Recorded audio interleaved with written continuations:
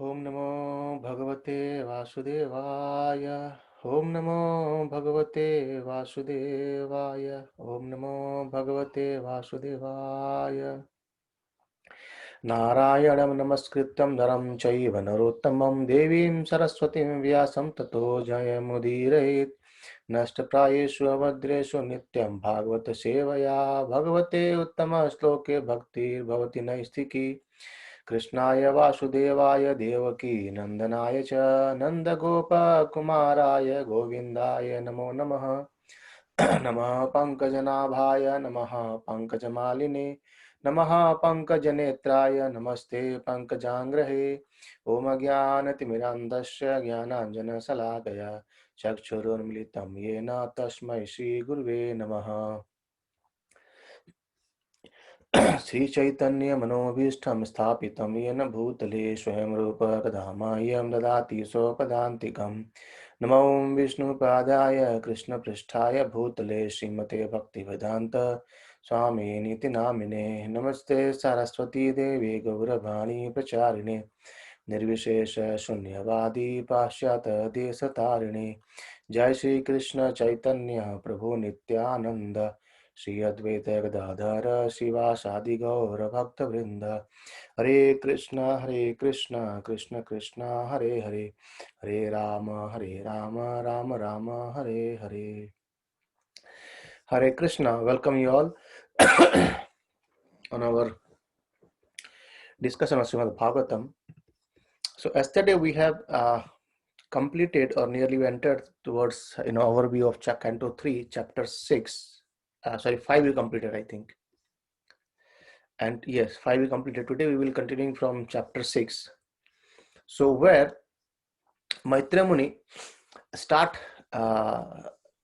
giving answering the question of Vidura Muni, of Vidura, and he quotes another conversation. He quotes another conversation from where we will see it. So there he says, so we actually have gone through the creation process earlier through our PPT slide, and then he again explained the same thing, but in a more some of the more detailed thing as well. We understood that initially Mahavishnu, he gives all the ingredient. We took an example of someone brings everything ingredient to the kitchen, and then maybe housewife or someone mix everything to make a palatable dish. In the similar way, he explained that the energy which actually amalgamate all the things ingredient, that is called as Bibras Shakti or cohesive energy, and that is goddess Kali, or we can say sometimes Durga as well. So that she mix up everything over there. So all the ingredients are all separated, but they all need to be mixed up one, and the next step formation happens. And then Vidura, Maitreya Muni, he says, "Oh Vidura, who can estimate the measure of transcendental time, work, and potency of gigantic form?" So gigantic form, even we see in Bhagavad Gita, Arjuna says, I could see thousands and thousands of hands, legs, mouth, and everyone is going towards it. I could see devatas, I could see rivers, I could see mountain, and everything in that, in the same gigantic form of Lord Vishnu. And hence, he said, I do not have any capability or inability to speak, but again, he glorified Krishna that he is unlimited. It's very difficult to understand Krishna completely. A devotee from our temple, Ramananda Prabhu, you might have heard, no? He spoke one day one nice thing. He said, Krishna is unlimited, and we cannot know everything about him. However, we should try to know something about that everything, and we should try to understand everything about that small something. So it's everything. We were trying to understand something from that everything, and we should try to understand this something completely with bona fide scriptures. So that is how he said that Krishna is unlimited, and it's very difficult to understand Krishna completely. And then he explains more about saying that in spite of my ability, whatever I have heard from my guru, spiritual master, I will try to assimilate those and I'll describe the glorification of Lord by my speech. So again, an importance point come here that, how important is our spiritual master. And we understood earlier that, nigama kalpataro galtam phalam. So the repent fruit is coming from parampara. The spiritual masters give it, hand it over to the disciple, and disciples carry it forward and forward and forward. And hence here he's saying, I will be narrating the same thing what I have heard from my spiritual master. So that is how our knowledge about Krishna is always incomplete. But we should try to, the only important thing that we need to make sure that whatever knowledge we have, that is not incorrect. Sometimes we have a conception that, okay, we will be we understand Krishna with many different ways by our own speculation and our own thoughts and thinking. But the scripture says, or Prabhupada says in the purport, says that, we should try to understand whatever about Krishna, but that should not be incorrect. In other way, it should be a correct. Means when we hear from a bona fide source or authentic source or Krishna's devotee, we get it in a proper way. So we understood about the one parampara who is coming from Brahma, and here he says about another parampara, that what Maitreya Muni is going to describe about the things, and all are bona fide. We yesterday understood about that. And he said the purpose of hearing, or purpose of our ear, is to hear about Lord Krishna's, and we need to engage our ears in the discussion of sorry, in the discussion to or an activities to glorify the Krishna. And these activities should be not only just heard, it should be spoken as well. And by hearing that is the basically actual process or use of our ear. It is served by hearing the authority what they have written in their scriptures. And then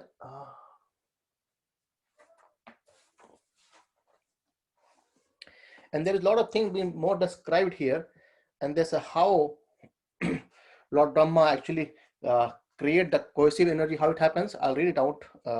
He says that Lord Brahma meditated for 100 of years, and then from Krishna's mouth we get the speaking power. So speaking power, what we see is actually because of the Krishna's energy.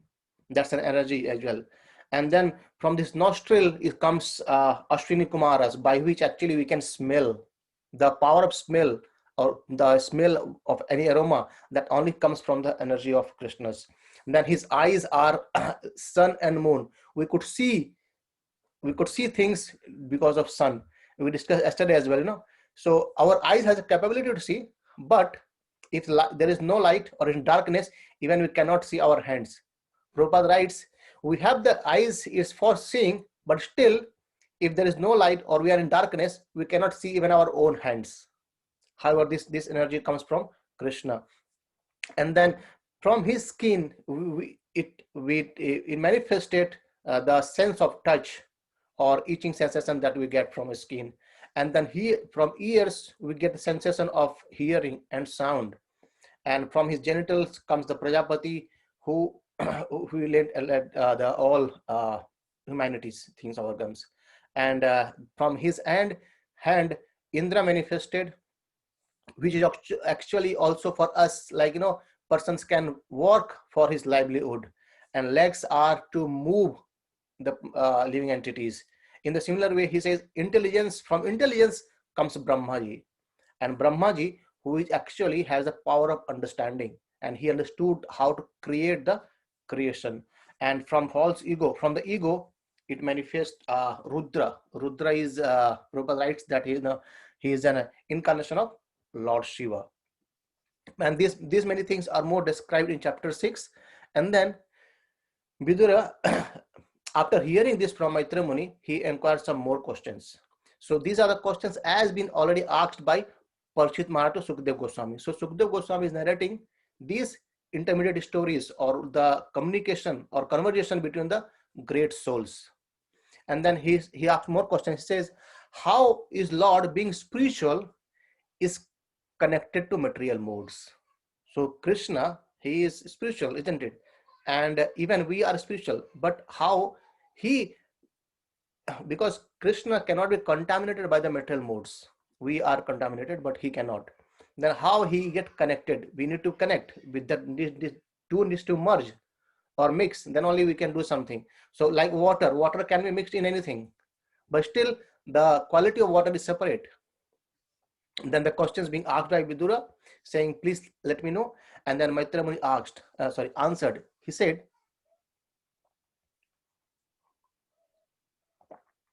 to consider that Lord comes in the influence of material modes is against all logic. There is no logic.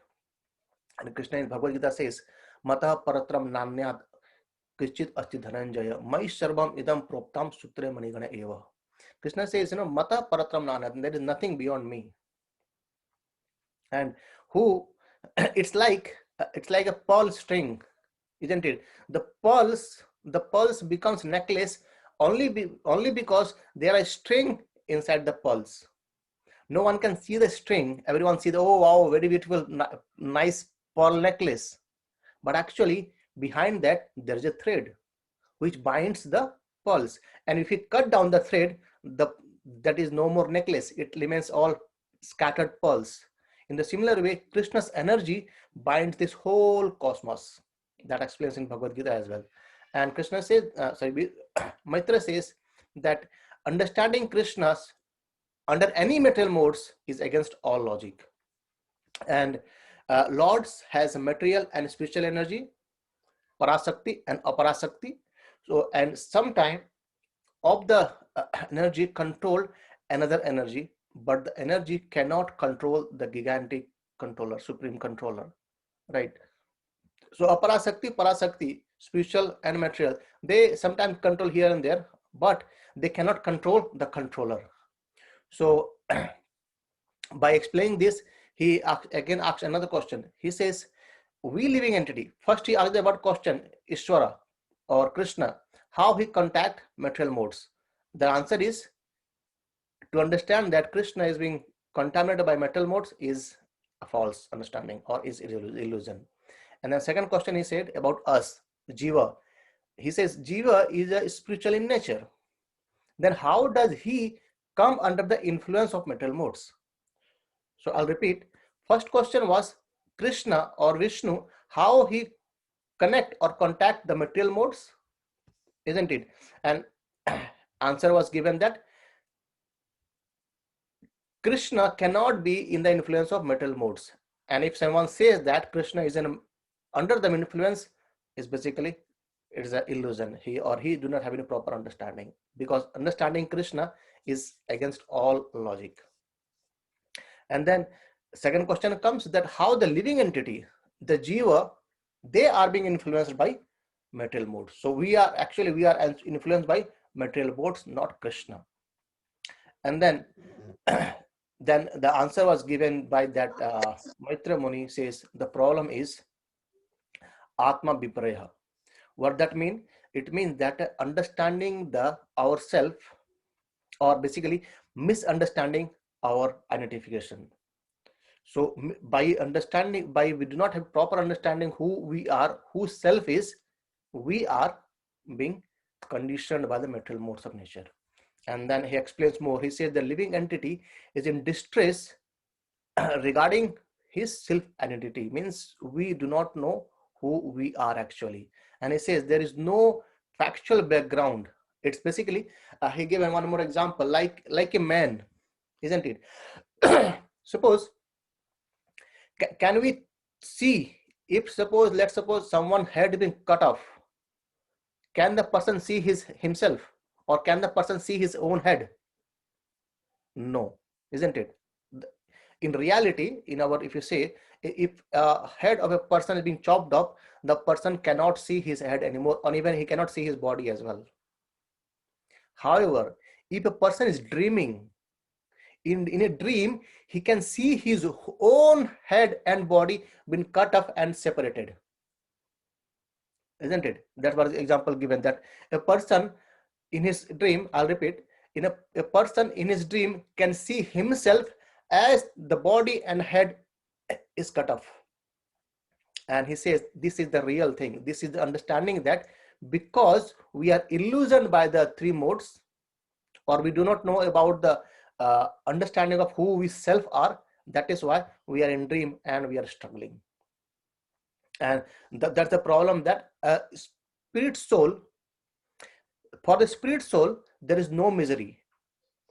Where is the misery? The misery is because this body identifies with the material bodies and the relationship what we have. And we understood yesterday about the three types of miseries we get from our body, from our relatives, or from our society, and or from our natural calamities. So these are three things which the body suffers, soul doesn't suffer this. The spirit soul is always eternal and it's always kind of blissful. But because of misidentification of the body or the soul, the body is suffering. And he says the same example more. He says, let's imagine, he says, Prabhupada writes in the purport, he says, if a building falls, isn't it? Let's suppose where we are living and we see sometime some nearby a building falls, or many times we hear in the news that this building collapsed. We feel a bit sorrow, isn't it? But we don't get completely pain on that. But imagine a bungalow what we have built by earning our hard money and working very hard, and we made our two-story bungalow or good. And if that collapse, how much pain we will suffer, right? So the pain when another building collapse and the pain when our own building collapse, there's a difference in that. We feel more attached to that. In the similar way, the soul which is be in this body feels the same thing. The body feels the same thing because it is attached with the modes. And hence, because we identified the building as our own, we have we used to have hard earned money to make the building. We had so much pain. So when we identify ourselves as this body, we are suffering, right? That is how Prabhupada explains that to more understand these things. And even we have this understanding in our real life as well. We can understand that how it happens, how we feel, mind and I and mind things. Then due to this misconception of self-identity, we can diminish this identification by the mercy of Supreme Lord. He explained that no, this is the problem. The problem was misidentification of ourself. However, he says that the solution, and the solution is that when we take shelter of Supreme Personality of Godhead, Vasudeva, gradually this misconceptions goes away, it diminished, and the only process is devotional service to the Lord. And when our senses are actually used for the service of the Lord, maybe our ears for hearing Krishna Katha, mouth for speaking Krishna Katha, tongue or mouth for taking Krishna Prasadam, then slowly purification happens and we understand our real identification. And by understanding that, is as if like a person dreamed in the sleep that, okay, my head is being chopped off, my body is there. But as soon as he wake up from the dream, he feels, oh wow, everything is all okay, I'm all okay. There is no more pain, there is no more suffering, isn't it? It was just a dream, a bad dream. And hence, when people understand the misidentification clearly that, okay, no, I am the soul, not this body, I am the servant of Lord. And then as if he wake up and everything is clear, so is the person's misery is vanquished, just like getting up from a sleep. So these examples he gave to understand us, how can we understand or how can we find the solution to our problem. And then he glorifies, saying that no, simply by chanting and hearing the transcendental name and form of Lord, one can achieve cessation of unlimited miserable conditions. So these miserable conditions can come to an end just by chanting and hearing, and that is happened by by the attractions to the Lord's feet. So that Prabhupada writes here, there's the path of knowledge, or that the of mystic gymnastic may be adopted as a means of for the purpose, but unless mixed with bhakti or devotional service, they do not award any desired results. So there is an importance of practicing some sadhana bhakti, and from sadhana bhakti someone can rise above to raga bhakti. So sadhana bhakti is what? Doing bhakti with some rules and regulations. Rules and regulations means, okay, as we understood about the 4 rules and regulations, an important one is the 5th one, that is chanting of holy name. So when we practice these bhaktis, then gradually, depending upon our impurities in our heart, which we could not see, but Krishna start cleaning it, and then we start developing the love towards transcendental service and love towards Krishna, and gradually we uh, we find that devotional service is the means of our livelihood, and then we can we live very nicely, peacefully by serving Lord's lotus feet. And then he says an important point Prabhupada writes here, that gathering knowledge is not sufficient, that should be turned to service. So service doesn't comes just by gathering knowledge. We discussed yesterday that His Holiness Bhakti Prabhupada Maharaj, he was saying that I made 10 scholars of Bhagavad Gita. They could recite slokas very well and explain the meaning well as well, but they do not understand that Krishna is the Supreme Lord. So just gathering a knowledge is not sufficient. What is need? We need our own self to start servicing Lord Krishna. So that comes by service to Vaishnavas. And when we take shelter of pure Vaishnavas or pure devotee of Lord or spiritual master, bona fide spiritual master, then we start rendering service to them. Krishna says in Bhagavad Gita as well, Tad vidhi pranipatena pariprasthena shevaya. Service to them. To whom? To the spiritual master. Inquire them with submissively, and they have seen the truth, so they will be able to provide you the truth as well. And in this way, we get bhakti. So just having going to library or reading the scriptures, okay, because Bhagavatam is available in the market. You can, it's on your fingertips. Vedabase.com.in .org, you find it, everything is all there. But to understand those, we need a spiritual master who can guide us, right? Even Krishna speaks that in chapter 9. He says, Rajvidya Rajguyam Pavitram Idam Uttamam. This Vidya is Guyam, it's secret. How can this be revealed by someone who's read it? So to understand this, we took an example earlier that anyone can say, okay, I have read all the medical books and I know how to operate, but I do not have any degree. No one is going to come to us to do a heart surgery. We need to be a bona fide a degree holder or done some PhD and reading other medical things from a bona fide college or institute. Then only we are allowed to do heart operation. Just by reading the books in a library, it doesn't make any things. And hence he says, Prabhupada says, just gathering knowledge is it's not required. The important thing is that how we practice it practically. So when we take chanting holy name of Lord, that is a practice.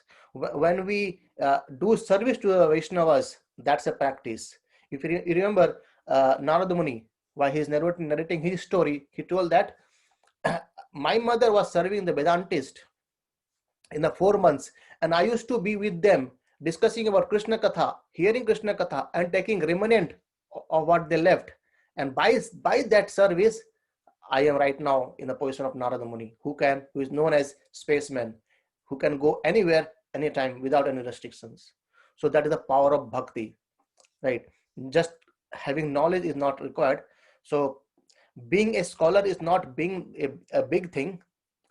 Scripture should transfer our heart, and that happens only by rendering service to Lord, to spiritual master, to Vaishnavas. And no, I'll tell a story. Our Param Guru or ISKCON founder Acharya Srila Prabhupada. So his father, Gaur Mohanday, he was a merchant, and every day, every single day, when he used to come for lunch to his home, he used to bring some, sadhus. It doesn't matter who he is. He brings one of the sadhus and feed him at his home. And when the sadhus goes, he asks that please give the blessing that my son becomes a devotee of Lord. So normally we ask a benediction from the sadhus that okay, please give me the okay, my house get flourished, we have a good health and everything. But he said, please bless that my childs they become a devotee of Lord. And every single day he used to feed sages. Right. So that is the important thing. There is a service to Vaishnava, service to sadhu, service to Lord Krishna, service to spiritual master. Again, Guru is a representative of Lord Krishna himself. No guru claim that I am God. Any guru claim that I am God, we can reject that guru at that point of time. He is no more a guru, because no guru can claim that I am God. Guru takes us towards the path towards the lotus feet of Lord Krishna. He shows us the path. How can we achieve? How can we render service to Lord? And then after that, Vidura said, he asked some more questions. Also, he said that these scriptures, hearing about Krishna Katha, is beneficial for fools. Fool means who do not know anything. And also it beneficial for the transcendentalist who are on the highest platform, let's say yogis, who are on the highest platform of self-realization, one aspect, and another one is fool, who do not know anything about it. But this Krishna Katha, hearing about Krishna, servicing to spiritual master, service to Vaishnava, it makes everyone or clears everyone from the suffering of material pangs. So that is why it is for every personality, everyone. It doesn't discriminate between a poor or transcendentalist or American or Indian or anything. Prabhupada used to say, we identify ourselves. If someone asks you, what do you say? I am Mr. XXX. I am from this country. I am from that country. Prabhupada say, we identify ourselves as I am Indian, I am American, I am this and I am that. But actually, we are servant of Lord Krishna. That gives the real identity of our own self. And having said that, Vidura says that material manifestation is without substance, although it appears real. And he glorified Maitreya Muni, said that by serving your feet, I will give up my false ideas. So though he was already devotee, but still he is kind of appreciating Vidura, Maitreya Muni, and taking shelter of his feet so that to understand more about things. And he explains more that by serving the feet of spiritual master, one is enabled to develop transcendental strategy. So imagine this is the rarest thing in this time, that is Vaishnava Seva. And I remember one sloka, it comes in Canto 5. It says, okay. Durlabho manaso deho dehinam shana bhangura tatrapi durlabham manne vaikuntha priya darsanam. What does it mean? Durlabho manaso deho. So this human life or human form is very, very rare. Durlabho, it's very rare. And dehinam shana bhangura. It means what? This deha, this body can go away within second. We do not know when it can go. Okay, someone's traveling, car crash, finished. We had this incident in a couple of days back, someone went to take a bath in Ganges, he drowned. It's a real scenario I'm saying. It's happening in our relative, it's gone. So we don't know. Dehinam Chana Bangura. This body can taken away at any moment of time. No one knows when it can be. There are so many astrologers, but no one can say, okay, when you are going to die. It's all in the hand of Krishna. And then Tatrapi Durlabham Mane. What's more rarest? That Vaikunta Priya Darsanam. The taking darshan of whom? Vaikunta Priya. Vaikunta is Krishna, Priya means his devotee. So this body is rare, and this body can be taken away at any point of time. However, the rarest thing in rare is that taking darshan of Vaishnavas, right? So that is why we should not miss any opportunity to take shelter or to take at least darshan of Vaishnavas, right? And by glorifying this, I think this is a verse from Canto 5, but as came the point that now the Vaishnava Seva is very important, so it just came in my mind. And then withdrew, being confident with Maitreya Muni, he asked some more questions. He said, he asked actually same questions as been already asked by Parikshit Maharaj, and Sukadeva Goswami is narrating the things. He said how the manifestation of Brahma began from Garbhodakashayi Vishnu. In our couple of days slides, we understood that from Mahavishnu, Garbhodakashayi Vishnu comes, and from Garbhodakashayi Vishnu, Lord Brahma comes. And here a bit more details comes. There it says, and before that, so Maitreya Muni started narrating about the story, how Brahma came from Garbhodakashayi Vishnu and what he did. And he said that, okay, I'll narrate you the story, or as been conversation by Lord Sankarsana. Lord Sankarsana is one who is again incarnation of Lord Balram. So he said, I'll narrate you that Lord Sankarsana has spoken this to Sanat Kumar, or the Chatus Kumar, 4 Kumaras of Brahma. And the Chatus Kumar spoke it to Shankhayana Muni. And that he spoke to Parashar Muni and Brihaspati at the same time. And from Parashar Muni, it comes to Maitreya Muni. And that's again in the second lineage of Bhagavatam comes from Sanat Kumar, or 4 Kumaras. And then he explains that, Lord Brahma, when Lord Brahma, came from the lotus stem, he could not find anything. He saw in 4 directions, and he got 4 heads. So he could see from 4 heads, he was seeing to all 4 directions, but he could not find anything. He went inside the stem till end, but he could not find anything. He would just see darkness, nothing else. He came out. And when he came out, he heard a word, 2 words, tapa. Tapa means tapatya, austerity. And then he meditated for 100 years. And after meditating 100 years, he could see Lord Vishnu within his heart, and then he could see Garbhodakashayi from top of his. I'll send the picture, actually it's in Bhagavatam. I'll show the picture. That's very nice to understand how. Let me.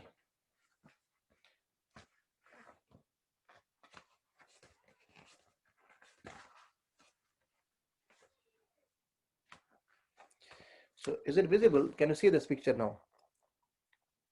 I'll send this picture anyway, so you can have a look of that. And then he could see. So it's being said that the Mahavishnu, Garbhodakashayi Vishnu, he was lying so huge he could not see anything, and Brahma was just on top of that. And then from top of that, Brahma, Vishnu, what he did, he just took one of his feet out, and Brahma could see the feet. And then he seen all his Garbhodakashayi Vishnu. He was lying on the Shesh Nag, the Ananda Shesh, and he could see this form unending, expanding from here and there. And then he see a beautiful darshan of Lord Garbhodakashayi Vishnu, the second expansion from Mahavishnu to Garbhodakashayi Vishnu. And then Brahmaji start narrating about glorifying how he is looking. He says that the flowers in the forest, it looks like the garland of Vishnu. Garland, huge flowers in the forest. he's so gigantic that even the forest are looking like flower in his body. And he explained that no, his hands and legs are all decorated with jewels, pearls, tulsi leaf, and flower garlands. And that's making a scene to the mountain. And he explains more about his form, what he sees. He could see, he said that no, this splendor of transcendental rays are like his moon-like toenails, Nakhachandra. So nails, the nails are called as Nakhachandra, Krishna's Nakhachandra. And is this, by looking at the nails of Krishna's feet, we can get pure devotion. Just imagine, just by, because one devotee was explaining, a senior devotee, he says, from nails of Lord's lotus feet, we could see the rays that comes towards our body, and that gives us pure devotion. So earlier we understood that we should be seeing Krishna's feet, and then thighs, sorry, calf, then thigh, then navel, then chest, then arms, then his face, throat, and his face and head. And now it's saying that just in the lotus feet, the nails are so transcendental, and it provides pure devotion to Lord, to devotees. Just, and this kind of more glorification is been done by Lord Brahma, and saying that smile, Krishna smile vanquishes all the distress of people. And then he explains about his cloth, about his waist and chest. And one thing, so in chest, he discussed that, glorified that, Krishna's chest has Srivasta marking. So if you see, in many times we normally used to have Laddu Gopal at our home, and in the Laddu Gopal we could see a chest in the mark, and that's Srivasta mark. I think it's near like a triangle mark is there, and that mark signifies that goddess of fortune, Mother Lakshmi, resides in his heart. And that's been explained by Brahmaji. Then his chest was decorated with the Srivatsa mark, and he has so many kind of jewels in the necklace. So Srivatsa mark is Mother goddess of fortune, Mother Lakshmi. She resides in the heart of Vishnu. And also we see one more mark of I think it's from Bhrigu Muni. He once upon a time he actually kicked Vishnu to check. We'll see on the story again sometime.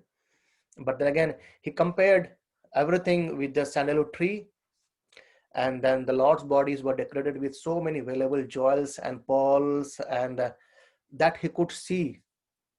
So he explained in an elaborate way, and he says, Krishna's body was all covered by the hoods of Ananta Shesh.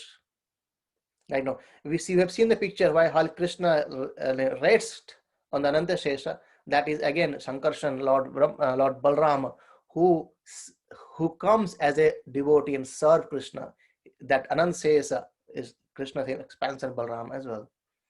And then by going that, I think we will continue from chapter 9 tomorrow, and where Lord Brahma prays to Lord Krishna, to Vishnu. So please empower me, please provide me the knowledge and what you wanted to achieve. So Krishna provides this knowledge to create this creation, right? So we'll continue from 9 tomorrow. I think it's already 2040. Any questions for today? Prabhu, I have a question. Yes, please. Prabhu, you said to serve Vaishnava. So Vaishnavas are who are actually devotee of Lord Krishna. So you are also Vaishnava, correct?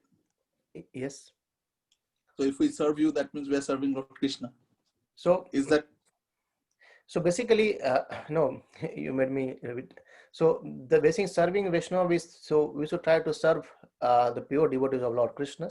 So so basically, pure devotees, maybe we can say who are actually more elevated, and we should serving them.